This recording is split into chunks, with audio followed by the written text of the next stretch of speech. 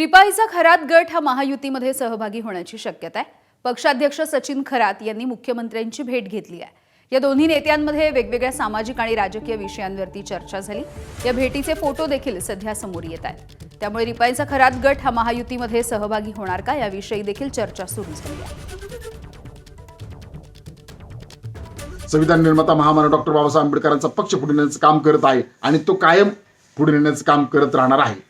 मी स्वतः रयतेचे राजे शिवाजी महाराज, संभाजीराजे, फुले आंबेडकर यांच्या विचाराला फॉलो करतो आणि ते कायम करत राहणार आहे। आणि जी काही राजकीय चर्चा झालेली आहे ही सुद्धा राजकीय चर्चा मी कार्यकर्त्यांना सांगणार आहे आणि त्या कार्यकर्त्यांची चर्चा करणार आहे।